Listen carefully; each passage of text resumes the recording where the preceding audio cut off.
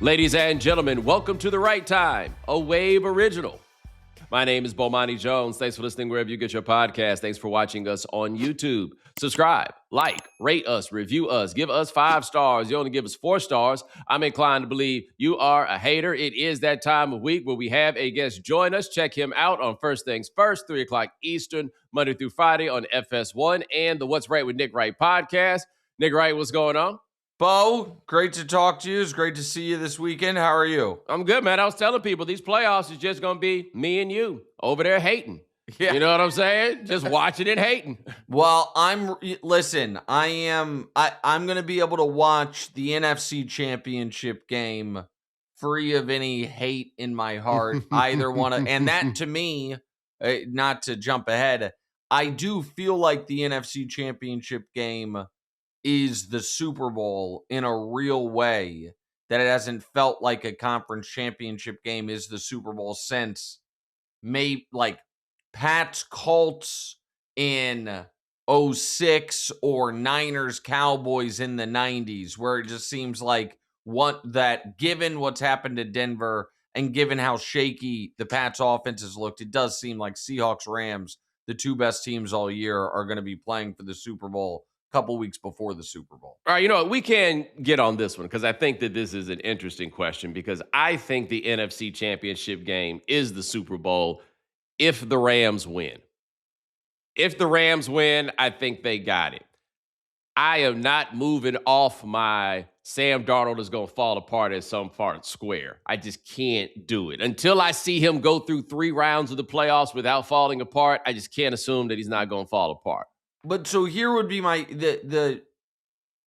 question would be, if they beat the Rams, I don't think he's going to have to play great for them. Like, I think they have shown over the last 2 months, really, because ever since that first Rams game when he threw 4 picks, he has been decidedly mediocre, and they haven't lost. Right. Like, I think he's at 9 touchdowns, 8 picks.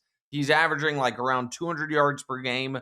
They have been so good in every other facet that even if you are anticipating a matchup where he is going to struggle, it feels like if they get through the Rams, he could play a similar game to what he played in week 18 against the Niners, where he does, 120 yards, not much of anything, and they win anyway. I am been wildly impressed at just how well-rounded that roster is, how good that defense is.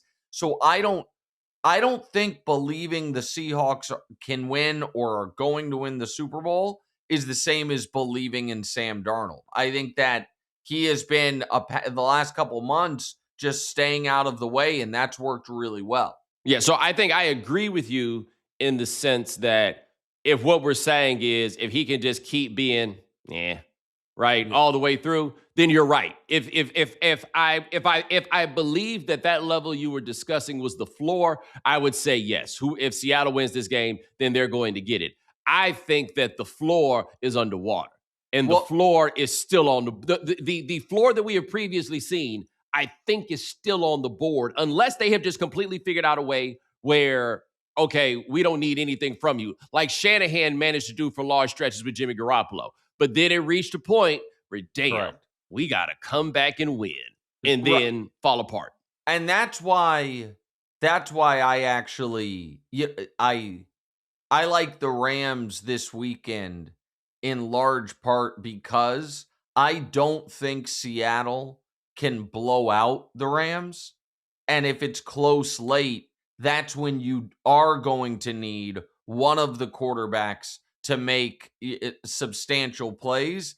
And I know this isn't where we're supposed to start. I kind of screwed you up. But I believe in Matt Stafford, I think a lot more than you do, or at least I have more affection for Matt Stafford's career than you do. And I think Stafford is about to, if it's close late, I trust Stafford even against that defense. And I think that's the Rams, aside from a quarter and an overtime this year against Seattle in their second matchup, have just been the best team in football this year. Right. So I want to be very clear about something because I think you nailed the distinction here. This 2025-2026 version of Matt Stafford is that dude, right? I am not, you are not going to hear me make the argument that the version of Matt Stafford that we've seen so far this year hasn't been great. If he wins MVP, you're not going to hear me say, damn, I don't understand how they did that. It is the overall assessment of his career that drives me crazy, right? So you and I are both, historical guys when it comes to talking Yes. about these things. We like stacking all these things up. All I'm asking everybody about Stafford is, when did you start believing that he was one of the 5 best quarterbacks in the NFL? Or, because we're talking in many cases with him, the rarefied air of the Hall of Fame, when did we start thinking that he was one of the top 3 quarterbacks in the NFL? And the answer to that last question is never, including right now, where most of us would say the top 3 quarterbacks in the NFL were Patrick Mahomes, Josh Allen, and Lamar Jackson. That's why when it gets into this, Stafford's going to go to the Hall of Fame, we never said, like the way we talk about Josh Allen as a Hall of Famer now and Lamar Jackson as a Hall of Famer now, we never said that about Stafford in the first decade of his career. And while we could say that is because, he played for the Detroit Lions, all I'm saying is that playing for the Lions is not some clearly mystical, magical spell that guarantees you'll always be terrible, because Jared fucking Goff has not been terrible while he has been there. As I've said before, poor Matt Stafford having to throw the ball to Calvin Johnson early in his career. My goodness. Well, right? Listen. I think both can be true. First of all, the Lions pre-Dan Campbell and post-Dan Campbell might as well have just moved cities and changed logos. They are a different team since your guy Dan Campbell's gotten there. But to answer your first question, when did we look at Stafford as a top 5, much less a top 3 quarterback? Never, until he got to the Rams. And since he got to the Rams, this is where I think you and I maybe view him differently. I understand that the quarterback big 4 for the last half decade has been Patrick, Josh, Lamar, and Burrow. And Stafford has been on the outside of that.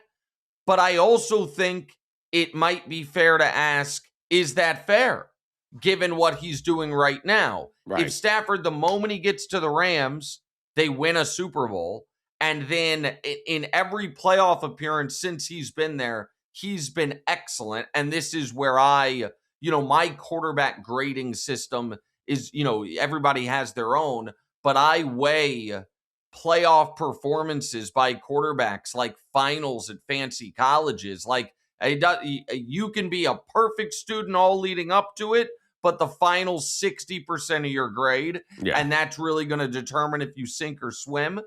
And he's been, now these playoffs, he actually has been somewhat mediocre. I mean, he was not good last game. He just hasn't, right. But it's weird because 6 of the other 8 quarterbacks this weekend just peed all over themselves. Like he at least didn't turn the ball over. And so when you talk Stafford and Hall of Fame, what is, to me, in general, I agree with you, like Phillip Rivers. I don't care what the counting stats are.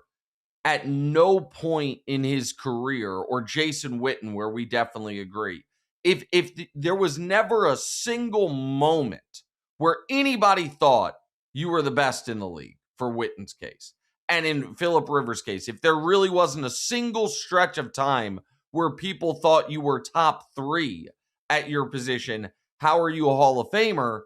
But for Stafford, if he wins the MVP, and it's like, okay, so he has a Super Bowl championship, a league MVP, and the crazy counting stats. If he wins this Super Bowl, he's obvious, no doubter, he's going to be a Hall of Famer. But even if they don't, he got to a functional franchise. They instantly won at the highest level. They have been in the mix every year except one. And his numbers, the counting numbers, are crazy. You add an MVP to that. To me, that certainly jumps him ahead of Eli, Rivers, Matt Ryan, Cam Newton. And on the next up after Favre and Rodgers get in, to me, it jumps in ahead of Russell Wilson. as far as the next quarterback to be a Hall of Famer. So I think Rivers is an interesting comp because I agree with you that at no point did Rivers seem like the best quarterback in the league. But to be fair to Rivers, there were years where he did put up "you are the best quarterback in the league" stats, right? Like 8.5 yards an attempt, like big things. How about this is where it gets fun. We will give Matthew Stafford credit because he had Lions juice all over him back in the day, and we know that puts a cap on what you do, where the real holdup for Phillip Rivers is covered in Chargers juice and like, hey, maybe the defense can stop us from we can win this game if the defense could just stop him on this last drive, which is like the story of the Phillip Rivers career. We don't cut him slack on this. Maybe I am just taking up for the Honolulu Blue right now, but I'm just saying, the least scrutinized number 1 overall pick that was never, ever truly asked to.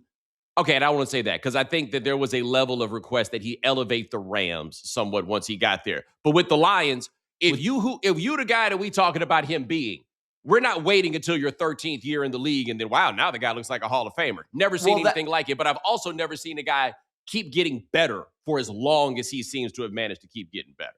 Well, the point you made is a point that my pal Eric Mangini makes all the time, which is because he loves Stafford, but he always puts but he was like, but I always struggle with the fact that if he's that guy, why was he never able to elevate the Lions? Yep. He's like everybody else that is, we talk, Joe Burrow, at least temporarily, elevated the Bengals. The Bengals are this woebegone franchise. Like, why was he not able to elevate the Lions as the question mark on his career? And this is where sports and legacies and things can be unfair. While the Chargers weren't as tortured historically as the Lions, they are quite tortured historically. And what Phillip Rivers had going against him, obviously, was being in the wrong conference in the aughts and the tens, when you have Brady and Manning and Big Ben with great franchises and great teams all blocking his way. If Phillip Rivers in year 12 had been traded to the Tampa Bay Bucks and they instantly won a Super Bowl and went on a run, then I do think we look at Phillip Rivers as a Hall of Famer. Like, Rivers didn't get an opportunity with another franchise until he was, a shell of himself. And so there are some, do I think that if Matt Stafford had played his whole career with the Lions, we'd be seeing this out of him?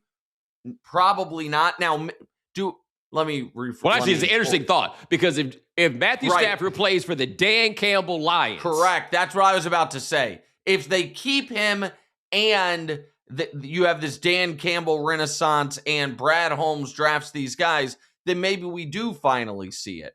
But I think he's been the best player in the league this year. Yeah. I think that next year's, if he doesn't, let me ask you another question. This maybe will get us to the Bills. If the Rams win the Super Bowl and Matt Stafford is excellent in the Super Bowl and does not retire. Does not retire. Does not retire. If he does retire, it's a whole different thing. He does not retire. Going into next season, do people have to say he's the best quarterback in the NFL? Given the other contenders, what their seasons were or what they ended with. No, it is always. He wins. Okay. Go ahead. I was like, for me, it's always such a fascinating question. The difference between you played the best this year and you are the best player, right? And this is the one thing I want to say about Stafford is that you put together one of them Stafford highlight cut-ups. There's no way I'm explaining to you that guy's not a Hall of Famer. Like, the Fred Taylor internet discussion from a couple of weeks was interesting because I'm like, Fred Taylor, perhaps a Hall of Fame player who did not have a Hall of Fame career. Now, if Stafford winds up with 2 rings, an MVP, and a Super Bowl MVP, which I would presume that he would then also win. Yep. Well, okay, that sure looks like a Hall of Fame career there. And he's not Eli Manning, where he was a middle-of-the-road quarterback the entire way. Like, he's going to get in, and it's okay, shrug. That's why I say, though, if they don't win this one this year, going up against Jarrett Stidham, a 17-year-old Drake May, and Sam Darnold, then, hey, man, get out my face. That's where I'm going with that on him. But you're right. If he comes back next year, assuming his back doesn't fall apart, then why wouldn't he be the best player? Because, man, he made some throws in that game that even though he didn't play that well against, that one opposite hash throw that he made in the Bears game, I was just like, what are you talking about? Well, and it just the best quarterback in the league discussion right now, because the other avenue is this one. Stafford plays poorly this weekend and they lose. And the Denver crowd gets to, a young quarterback in his first road playoff game, and we end up with a Darnold Stidham Super Bowl, and that's the Super Bowl. I obviously believe and think I have reason to believe the best quarterback alive discussion is silly because it's clearly Patrick Mahomes. Mm-hmm. But that has become a very unpopular opinion. People throw up his pass rate in the last few years. That people have almost dismissed Mahomes.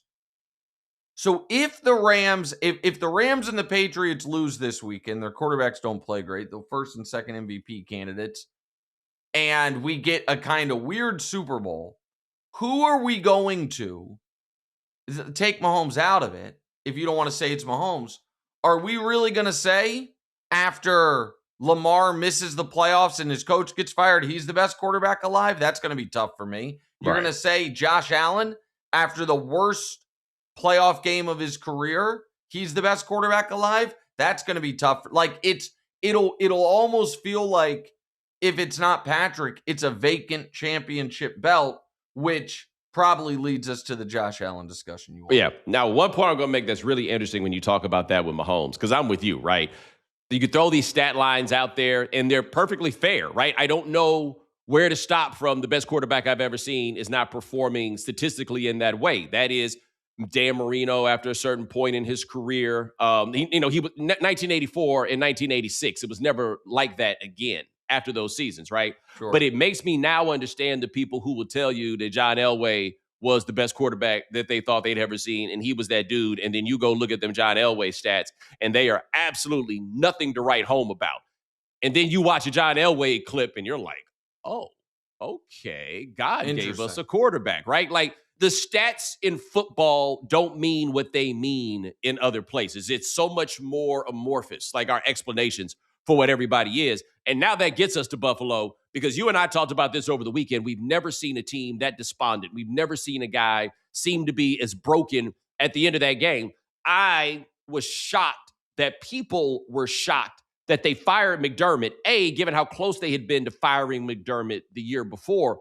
But two, hey, man, it's just somebody loses their job after stuff like this happen. This is how it goes. But I, too, admit that I did not think that this would mean that the general manager would get promoted to the president of football operations. And it's one thing to say, hey, McDermott's got to go. It's another thing to say it's McDermott's fault. And you know they're saying this because the general manager got promoted to president of football operations. Yeah, I didn't think that this was, of all the seasons to say McDermott underachieved, it didn't feel like this was a fair one. Now, we've talked about this before.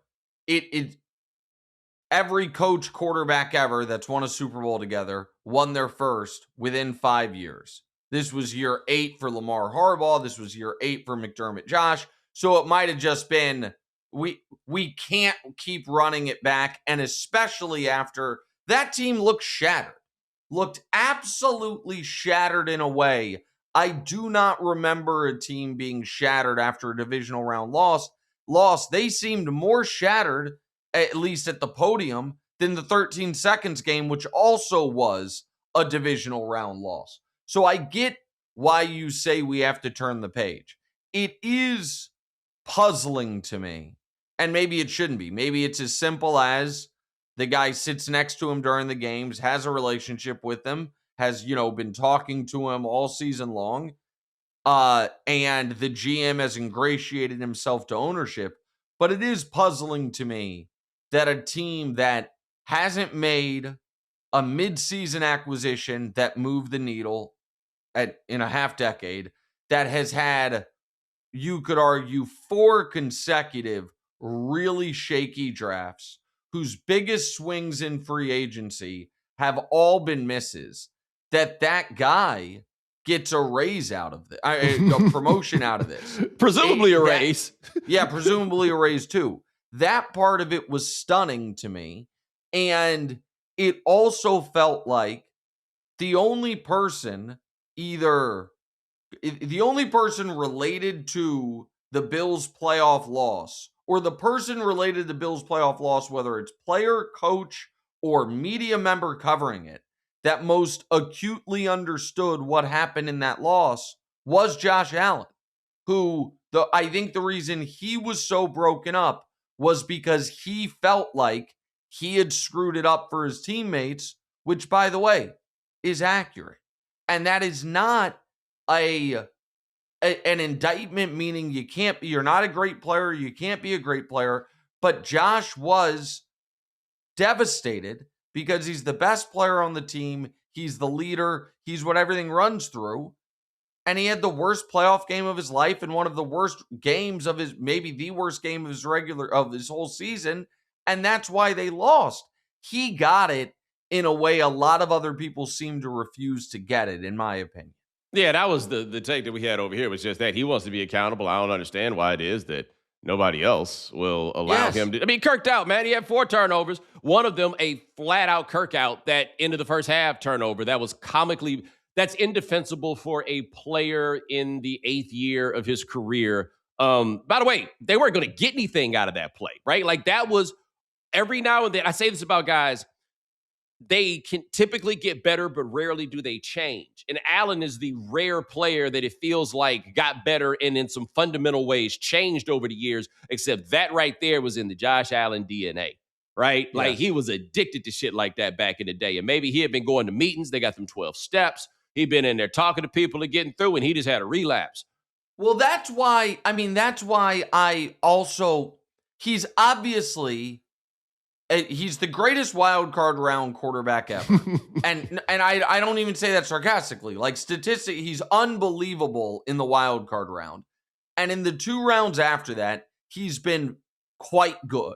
He's only been truly great one time in that 13 seconds game, but he's been quite good consistently. But there has been a lot of the player that we always reference in his first playoff game ever, throwing the lateral behind his head, in the waning moments of regulation. On the first drive of the AFC champion, the divisional round game, it was one of the last 2 years, one of the playoff losses to the Chiefs. On the very first drive, on 3rd down, on a designed quarterback run, he panicked and threw a 15-yard forward lateral to a teammate on the first drive of the game. On the final drive of that game, he had a play very similar to one at the end of the first half where he's running with the ball all loose. It gets batted out of his hands. The Chiefs almost scoop and score to win. They end up kicking it. The Bills get the ball back and it leads to the Bass field goal. In the AFC Championship game last year, he had 3 fumbles. They happened to recover all 3. So he has been playing with this fire in these biggest spots. They've just been getting away with it. And my biggest issue with, and I don't want to be too meta here, but like the Josh Allen discourse can be summed up in this. Because it's gone past he's the best quarterback in the league and has gotten to people saying he is as talented as any quarterback to ever live. Yes. He is one of the greatest players in league history. Have we ever, in any sport, given that type of anointing or declaration for a player who has never led the NFL in any major passing category, has never been first team All-Pro, has never won a championship or been to a championship round, and who, while he is an MVP, has 2 guys exactly his age, his contemporaries, who have more MVPs. People Somebody asked me the other day, like, how much of Josh Allen right now is similar to Bron, before he won his first championship, like Bron in 2012. And I said, man, Bron in 2012 had been the consensus, without a shadow of a doubt, best player across at least 5 consecutive, or Kobe fans will get mad at me, call it 3 consecutive regular seasons, had been to the championship round twice, including once his 4th year in the league, right, at 22 years old. There was proof of concept. Like, everyone, it's not that Peyton Manning, before he finally broke through and won in the playoffs, was universally accepted as, in the regular season, the best quarterback in the league. And we knew that because he won more MVPs during his early part of his career than any other player he's playing against. He led the league in passing, led the league in touchdowns. And so Josh doesn't have that, and also has, I was listening to Barnwell, and then I'll stop ranting. And I think Bill is the smartest person covering football. And I text Bill about this. Bill talked about the play right before the end of the half. And he put a little bit on, and I'm pulling up what I text him because it's the exact quote. He put a little bit of it on McDermott for not making it clear to Josh, basically time score situation. And Bill said, and I quote, "You have to be aware you have a lunatic at quarterback." And like, if that is table stakes to Josh Allen, then that has to be a part of whether or not he's the best player in the league. Man, that to me is like the fair piece of it. That's the hashtag GTBW of it all, man. That the idea that you got to work around this white man's limitations, and if you don't, that's your fault. It's the rooting, and this is you down with us. I say we have to cook out at your house, baby. So you don't necessarily wind up in these situations. It's the rooting for Josh Allen that really came to surface in this loss, right? It's such a tragedy that he just can't get this win. While the juxtaposition has to be Mahomes. That's the only explanation for how this gets to be where it is. And that whenever Allen does something, we don't go to, hey, man, this is on him. It goes to, well, you have to build an infrastructure around him because he might burn down the house. Well, and I reject the premise of, well, that team would have been terrible without him. He brought him there. If not for him, they wouldn't have had a chance.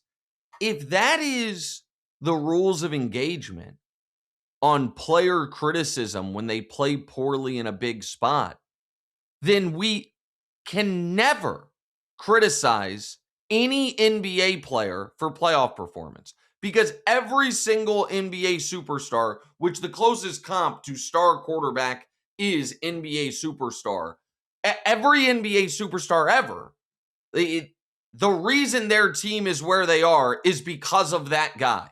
So if that therefore means that when James Harden goes 2 for 13 with 9 turnovers, we can't be like, he cost him the game, and folks would be like, well, would the 2017 Rockets have been in that game without him? It's like, no, they wouldn't have, but that doesn't mean he's not accountable for how he played in that spot.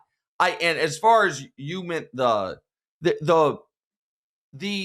is the thing that I will say about the racial dynamics at play in quarterback discourse. I think people are too easy on Lamar as well. Oh yeah, and we talked about this, where they're a little afraid. They went too far to start. Correct. And so they're afraid to come back. Although I think that one's always tricky because the internet makes sure that we see those people who have no such fear. 100%. But I disagree with folks who are presenting it as if Lamar gets pilloried and Josh gets a pass. I do think Josh gets a pass when he plays poorly, but I think a lot of the people who give Josh a pass also have been telling me the last 5 years that Lamar is the greatest passer in the league and that Lamar's team, like I see a lot of folks that want to give seemingly everyone a pass, except and maybe that's the nicer way to do this. I don't know. Maybe that's the way I should do it. But it's to me very obvious that we have elevated players to a place they haven't quite yet earned in Lamar and in Josh.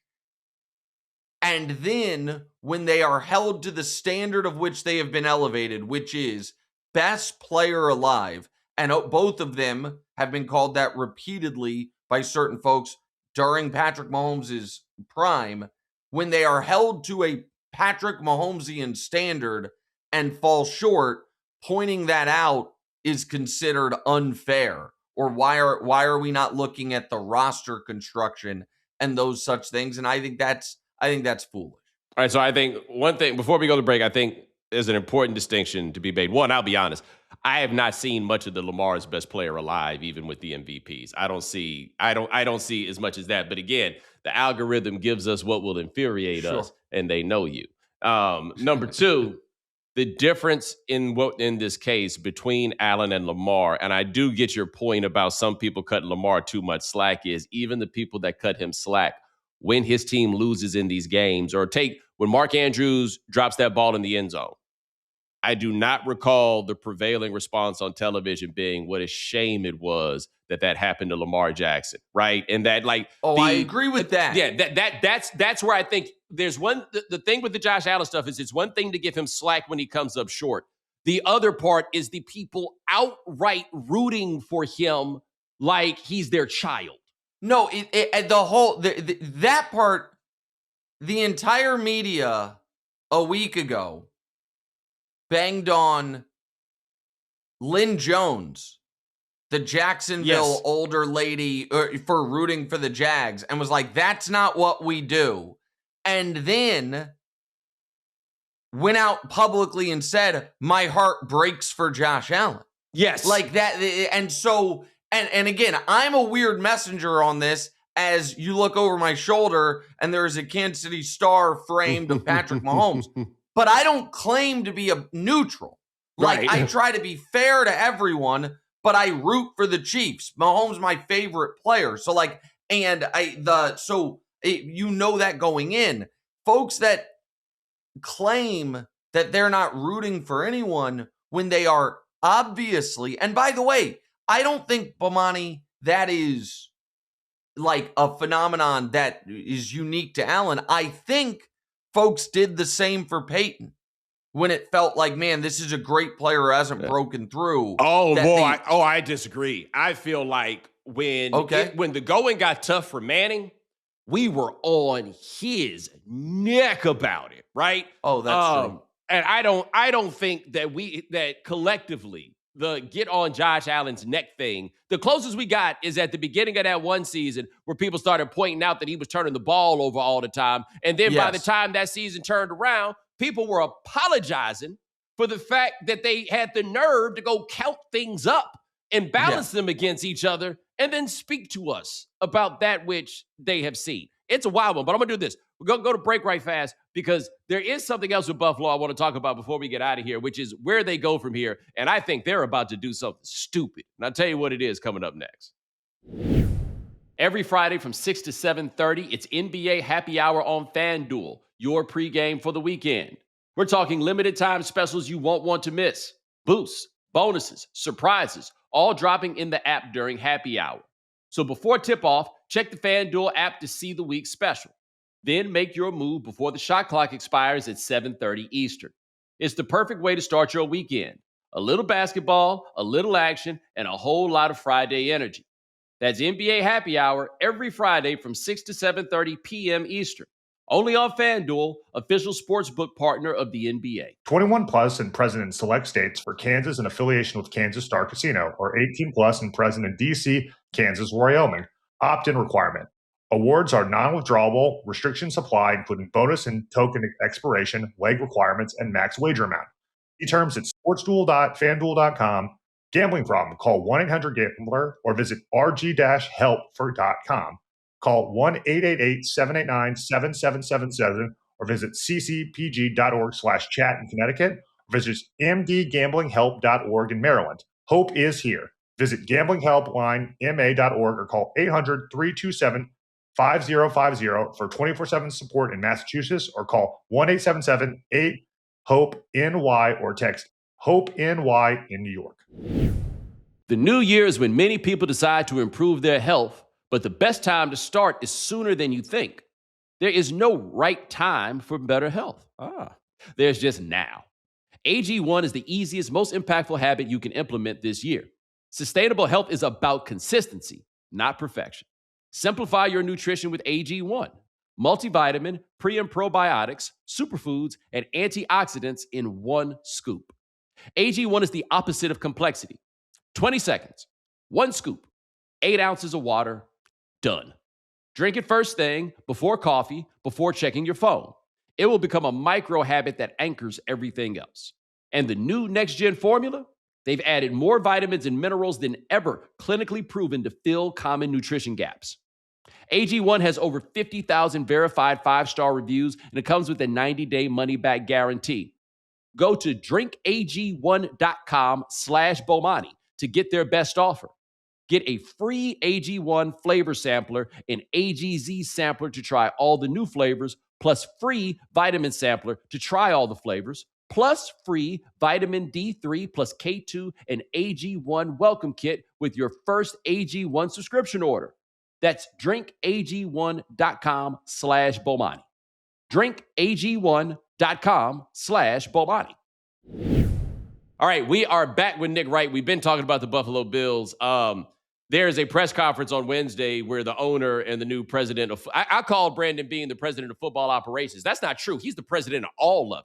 Like they about to make him the man in charge, but they're going to have to explain themselves. But we're also seeing reports and people,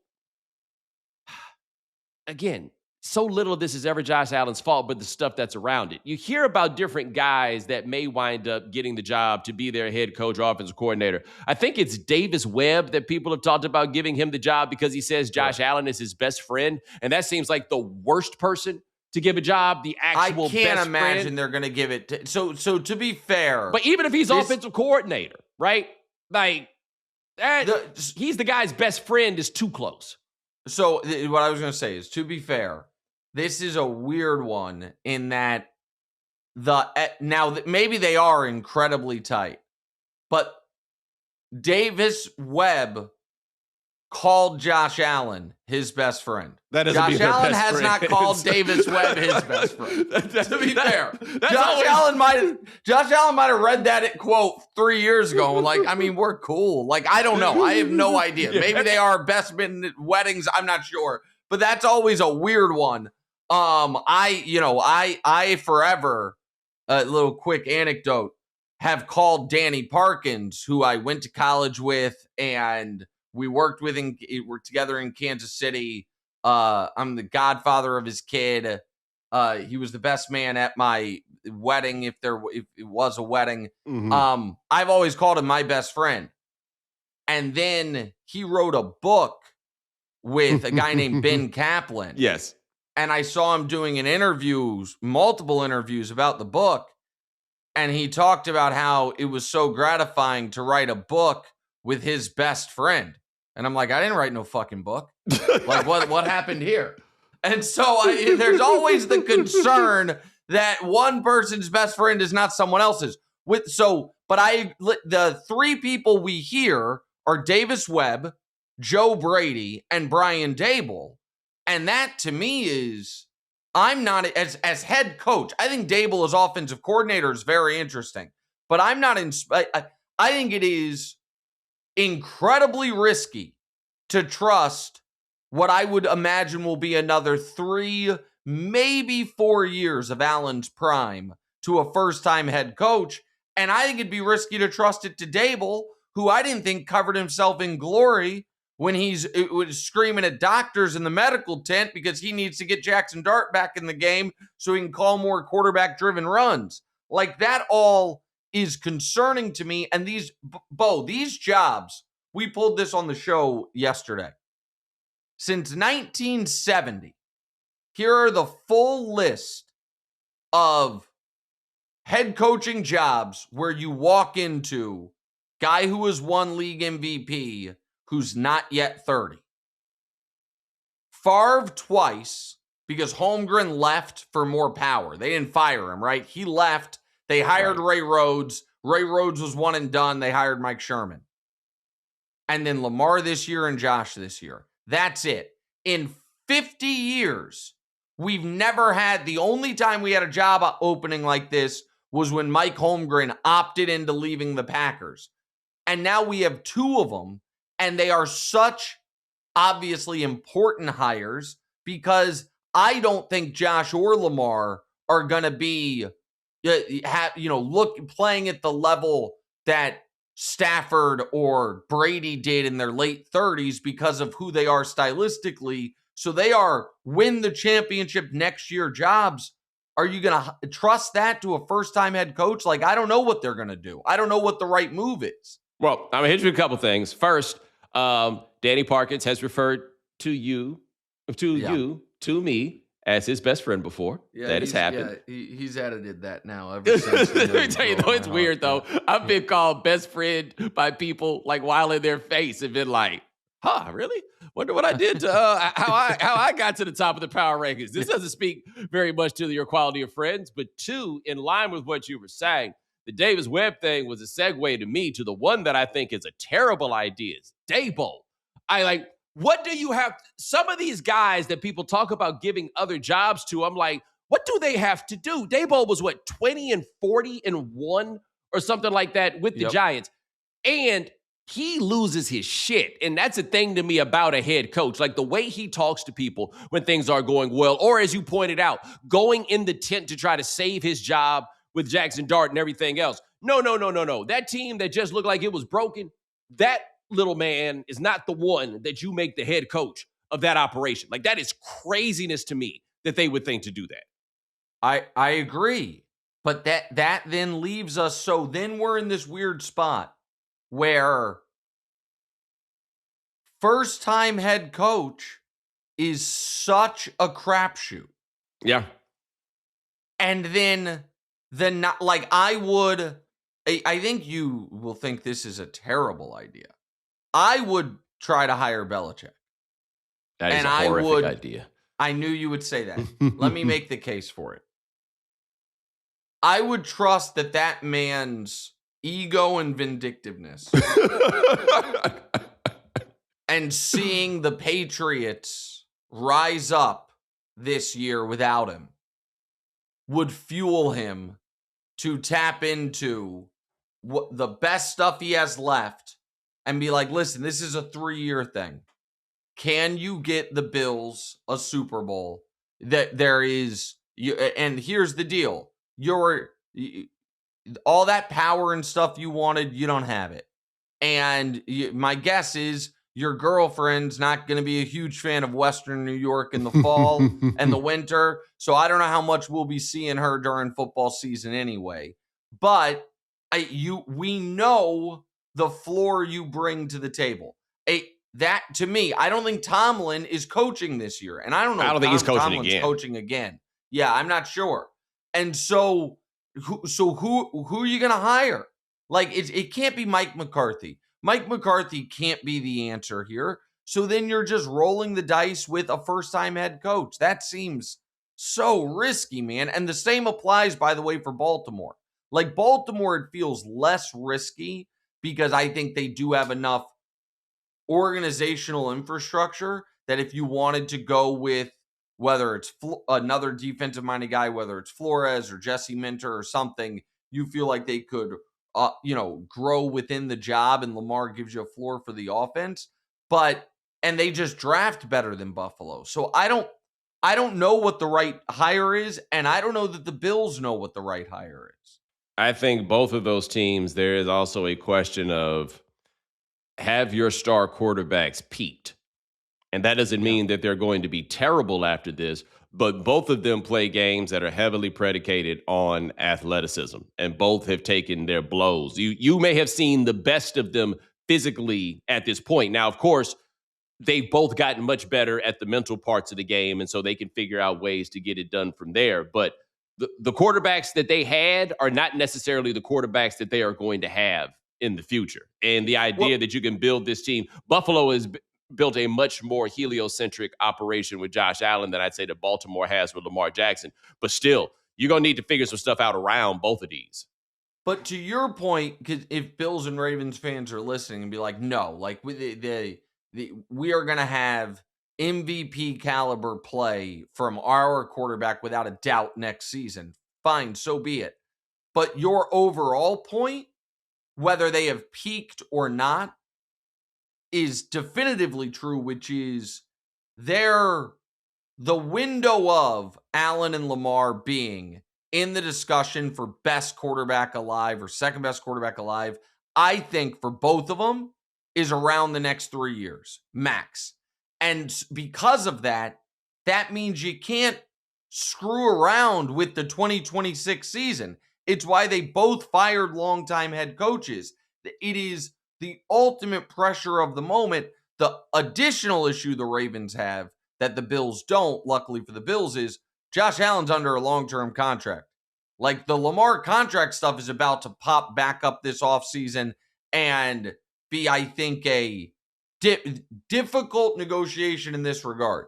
I thought that press conference that Bisciotti gave that everybody loved, there was real news in it when he said, listen, we want to get this done by March. We don't think there's going to be a hard negotiation. And he said, and I'm paraphrasing, but it's almost a direct quote, yeah, all we do is take the contract he has and change the number, which is, I do not think what Lamar wants. Lamar wanted a guaranteed deal before he won another MVP and was a two-time first-team All-Pro. And the league colluded against him, apparently. Right. And so if Lamar would take the exact same contract structure just with, a $10 million a year raise, great. But if he doesn't, then the Ravens have that's going to be an arduous task this summer for a new head coach to be walking into. Yeah, no, that is a great point that you raised, because again, we've got reason to think, even if the arbitrator said, no, it wasn't collusion, it felt like that decision, and that's the one where Pablo dug up the paperwork on it. It was like, it's not collusion, but they did collude. I understand that doesn't make sense to anybody, but that's basically what they said. Yep. And so if Lamar wants that, it's very interesting and curious how that works, because again, that's what they did the last time. There's nothing really to stop him. Nobody, when Arthur Blank came out and was like, no, we don't want Lamar Jackson, I was like, oh, y'all just out here bullshitting then, huh? Oh, okay, got you. And it's also complicated because when it happened last time, his contract, had expired. And now there's 2 years left, but he's obviously underpaid. I think the Ravens did themselves a huge favor in fixing, if it needed fixing, the relationship with Lamar by moving on from Harbaugh. But it doesn't mean the work is done and that him signing a contract is going to be easy. Which job do you think, Bo, is the better job? If there was a A+ coaching candidate out there, right? Oh, between Baltimore and Buffalo? Yeah. Baltimore, because I feel pretty good that if they fire you, you will have had a chance. Like, I think the Bills are probably going to be more prone to panic, because on some level, for Brandon Beane to get promoted, what they are saying on one level or another is the players are good enough. Correct. The problem was the coach, and the players are clearly not good enough. So that's what the Bills are definitively saying. We had a Super Bowl caliber roster and not a Super Bowl caliber coach. And that's why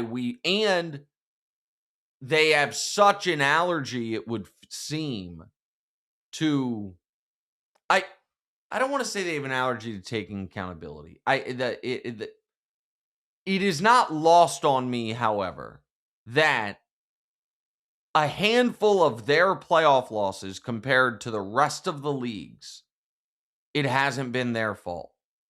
The 13 seconds game, oh man, we just got unlucky with the coin toss. Okay. People forget this. Last year, the Bills, not quite to the same level they're doing right now, did a bit of a media tour on Josh picked up that first down on the tush push. I still think that was a first down. We got, and that was a fourth down play with 8 minutes left in the fourth. Like, it wasn't the deciding play, but they pedaled a bit. We got screwed there. And then Deion Dawkins and others whining about what was obviously an interception. And then McDermott obviously calling the Buffalo News and stuff, but he's gone now. The woe is us, we got screwed. I think that whoever the new coach is going to have to find a way to make them turn the page, which I think can be difficult after what they consider another devastating postseason loss. All right, last thing before we get out of here. And I wonder if I'm going wrong in even getting into this because it's hard to make this quick. But I feel like everything that's going on with Buffalo allows us to forget it's going to be a hell of an offseason for Philadelphia and a hell of a season for Philadelphia next year as we figure out where this goes, right? Because talent they have, absolutely, but a run can only go for so long. They're kind of in like year 4 or 5 of what this run is. And, oh, man, it's always a lot. Well, they also, not to be too nerdy on this, because they have an owner that is willing to spend cash, they have pushed more money into void years in the future than any other team in the league by a mile. So they have over $400 million of void years attached to the current roster. And so, for some context on that, 7 teams in the league have $0 million. Just don't use them.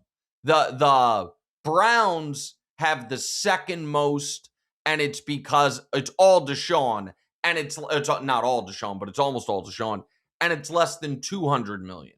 The way Howie Roseman does business, and it's been smart, is we borrow from a specific future year for the Bills. It's 2028. Or I'm sorry, for the Eagles, it's 2028.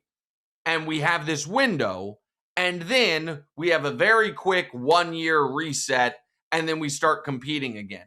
And it's worked for him. It's obviously he's done a great job.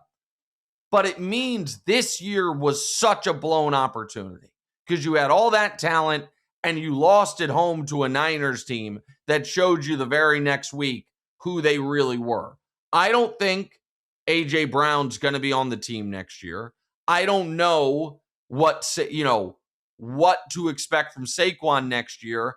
And there's just more and more whispers about whether it's teammates or coaches or whomever being a little nonplussed with some of Jalen Hurts, either style, leader, whatever it is. And this is their team moving forward. I thought it was interesting. I think it's very interesting who they get to be the offensive coordinator there, because that's been such an interesting job where, because some parts of the league don't think Jalen Hurts is great, if you have a great offense with him, you get a head coaching job. But if you don't have a great offense with him, you get fired. Like, they've had 4 offensive coordinators, and 2 of them have gone on to be head coaches, and 2 of them been one and done fired. So it seems like high upside, low floor job. And I look at it next year and I'm like, man, do I think that, and I know this sounds disrespectful because the guy won a Super Bowl and his record's so crazy, but are they going to go into next year with the worst coach in their own division? Maybe. Like, I thought Schottenheimer did a good job. I think Dan Quinn's fine, and Harbaugh's obviously good. Like, are they going to go into next year, if Jaden Daniels is healthy, with the 3rd best quarterback in their division? I think so. It's such an interesting spot for them. Yeah, it's also going to be fun, and this is who knows what year it's going to happen, but at some point it's going to happen. The year they start taking 2nd-round quarterbacks, 3rd-round quarterbacks, in the way that they took Jalen Hurts, with an expectation that we got to start figuring out how we get to another guy. Because when they did that with Wentz, we still felt pretty good about Wentz. And I would say that we still largely feel pretty good about Hurts, but this is not a sustainable situation, and I don't think he's going to get much better.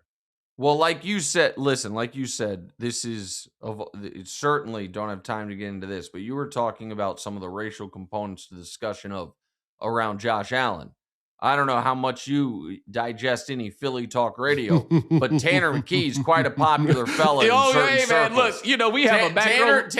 Some folks in Philly love them some Tanner McKee. We have a macro level observation about that entire dynamic. Like, they not serious about Jalen Hurts for real because they would have had a black dude behind him to quell some of this talk. But the thing about it is, it be your own people. Like I say about black quarterbacks, every black person loves another team's black quarterback.